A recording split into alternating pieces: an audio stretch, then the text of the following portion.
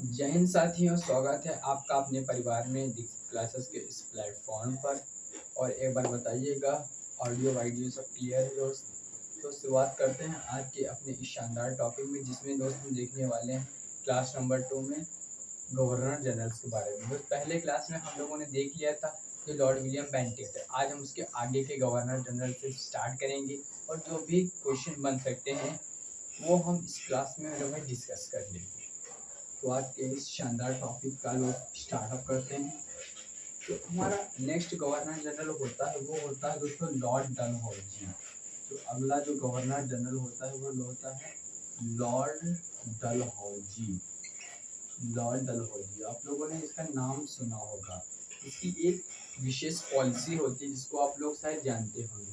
ये जो कब से कब तक रहता है, ये रहता है 1848 से 1856 तक ये भारत का गवर्नर जनरल रहता है लॉर्ड डलहौजी।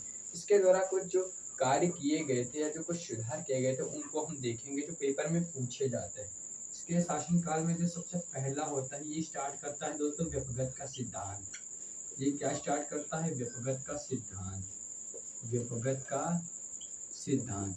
व्यपगत का सिद्धांत जिसे हम इंग्लिश में डॉक्ट्राइन ऑफ लैप्स कहते हैं। इसके अकॉर्डिंग क्या होता था कि जिस भी राज्य की महारानी के पुत्र नहीं होते थे तो ये इस सिद्धांत को लगाकर उनका राज्य लॉर्ड डलहौजी हड़प लेता था, जिसके अंतर्गत कुछ शहरों को इसने हड़प भी लिया था।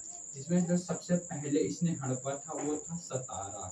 दोस्तों सतारा जिला है जो ये कहाँ पर पड़ता है? ये पड़ता है महाराष्ट्र में। कहाँ पर पड़ता है? ये महाराष्ट्र में। तो यहाँ की रानी के एक तरह तक पुत्र नहीं होता है तो जो लॉर्ड डलहौजी होता है ये उनके ऊपर व्यपगत का सिद्धांत लगाकर उनसे उनका राज्य हड़प लेता है। इसी में जो एक अगला शहर को हड़पता है दोस्तों वो होता है झांसी। झांसी की रानी की लक्ष्मीबाई की आपने कहानी सुनी होगी। तो झांसी की रानी लक्ष्मीबाई दोस्तों होती हैं, उन पर भी यह व्यपगत का सिद्धांत लागू करके उनका भी ये जो राज्य हड़प लेता है। झांसी दोस्तों कहाँ पर पड़ता है? यूपी। तो इसके समय जो पहला इसने कार्य किया व्यपगत का ये सिद्धांत लागू करता है जिसके अकॉर्डिंग ये सतारा और झांसी को ये हड़प लेता है। अगला जो दूसरे नंबर का इसने कार्य किया था वो क्या किया था? इसने भारत में सबसे पहले रेलगाड़ी चलवाई थी। भारत में प्रथम रेलगाड़ी चलवाई। भारत में रेलगाड़ी की शुरुआत की। रेलगाड़ी की शुरुआत करता है ये। शुरुआत करता है रेलगाड़ी की। कब से कब करता है दोस्तों? ये 16 अप्रैल 1853 में। कहाँ से कहाँ तक दोस्तों चलती है? तो कहाँ से कहाँ तक? मुंबई से ठाणे के बीच ये प्रथम रेलगाड़ी चलवाता है। कौन दोस्तों? लॉर्ड डलहौजी। और इसके समय में एक विशेष घटना होती है दोस्तों, वो क्या होती है? इसने पीडब्ल्यूडी की स्थापना की थी। इसने पीडब्ल्यूडी की स्थापना की थी। पीडब्ल्यूडी क्या होता है? लोक निर्माण विकास। इस संस्था के द्वारा जो वहाँ के सेवक जो एक तरह से जो सैनिक होते थे उनको ये नगर वेतन देता, जिससे उनको भी वहाँ पर शासन सैनिक के रूप में कार्य करने में काफी ज्यादा आनंद आता था, जिससे ये उसके समय तक बने रहते। तो लॉर्ड डलहौजी के बाद हम अगले गवर्नर जनरल के बारे में देखते हैं। दोस्तों लॉर्ड डलहौजी के बाद बनता है गवर्नर जनरल भारत का, वो होता है लॉर्ड कैनिंग। कौन होता है? Lord Canning. ये गवर्नर जनरल दोस्तों काफी ज्यादा इम्पोर्टेंट है। इसके समय में काफी कुछ घटता है। तो इसके समय में जो होता है पहला वो होता है 1857 का विद्रोह। 1857 का विद्रोह काफी बार पेपर में पूछा गया है। जो 1857 की क्रांति होती है वो किसके समय होती है दोस्तों? लॉर्ड कैनिंग के समय होती है। और जो दूसरा इसके समय होता है वो भारत शासन अधिनियम पारित होता है। क्या दोस्तों? भारत शासन अधिनियम। भारत शासन अधिनियम पारित होता है 1858। भारत शासन अधिनियम 1858 पारित होता है लॉर्ड कैनिंग के समय। दोस्तों लॉर्ड कैनिंग कब से कब तक रहता है? तो ये 1856 से 1862 तक लॉर्ड कैनिंग रहता है भारत का गवर्नर जनरल। और इसके समय में जो तीसरा कार्य होता है वो दोस्तों होता है जो बम्बई मद्रास और कोलकाता, बम्बई, मद्रास और कोलकाता, बम्बई, मद्रास और कोलकाता में विश्वविद्यालय की स्थापना करता है। यह विश्वविद्यालय की स्थापना करता है कहाँ? मुंबई, मद्रास और कलकत्ता में दोस्तों ये स्थापना करता है विश्वविद्यालय की। तो लॉर्ड कैनिंग ने 3 विशेष कार्य इसके समय में दोस्तों पूछे जाते हैं। 1807 का रिवॉल्ट और भारत शासन अधिनियम और मुंबई, मद्रास और कलकत्ता में विद्रोह। अगला जो हम गवर्नर जनरल के बारे में दोस्तों पढ़ेंगे वो होता है लॉर्ड लिटन। हमारा अगला गवर्नर जनरल है वो दोस्तों होता है Lord Lytton. Lord Lytton, Lord Lytton, Lord Lytton ये कब से कब तक रहता है? 1876 से 1880 ईस्वी तक। इसके समय में जो कार्य किए गए वो किए थे। इसने वर्नाकुलर प्रेस एक्ट स्टार्ट किया, वर्नाकुलर प्रेस एक्ट स्टार्ट किया, वर्नाकुलर प्रेस एक्ट स्टार्ट किया इसने, वर्नाकुलर प्रेस एक्ट स्टार्ट करता है दोस्तों। अगला जो ये कार्य करता है इसके समय में कारखाना अधिनियम पारित होता है, कारखाना अधिनियम पारित होता है।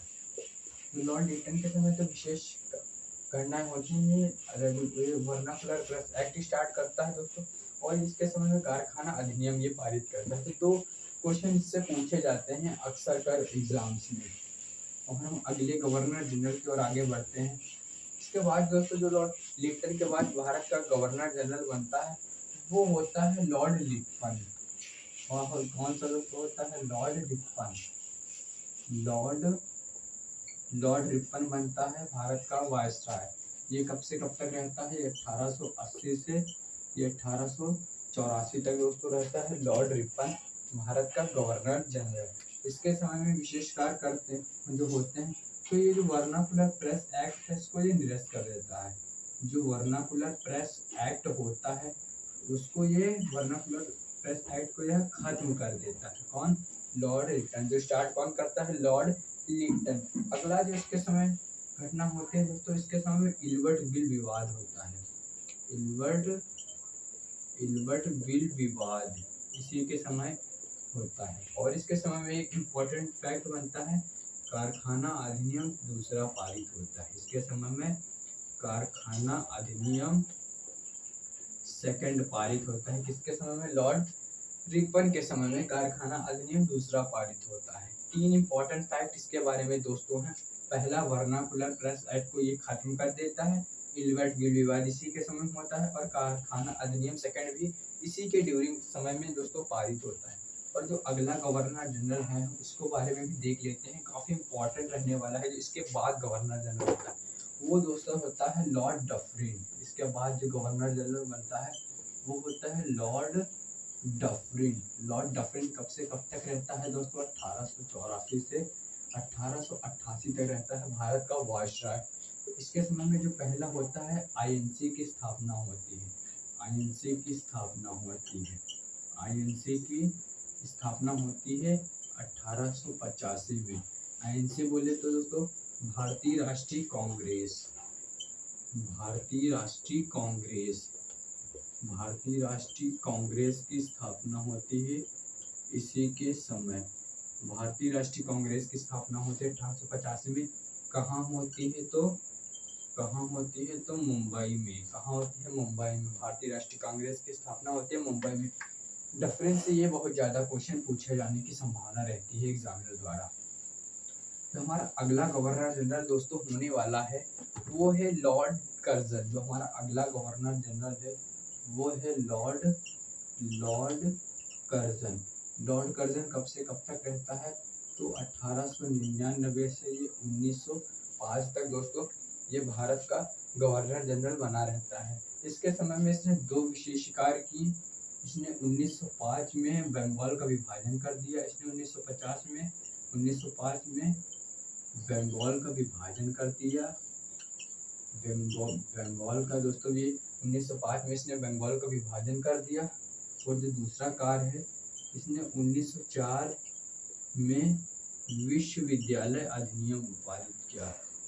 विश्व विश्वविद्यालय अधिनियम या एक्ट पारित करता है, जिसके अंतर्गत जो विश्वविद्यालय के प्रोफेसर होते थे उनको कोई भी नियम लागू करने से पहले एक बार जो है वो भारत के वायसराय से सलाह उनको लेना कंपलसरी कर दिया था। इसलिए लॉर्ड कर्जन ने 1904 के वर्ल्ड यूनिवर्सिटी एक्ट के तहत। तो मेरे भाई इस वीडियो में आज के लिए बस इतना ही।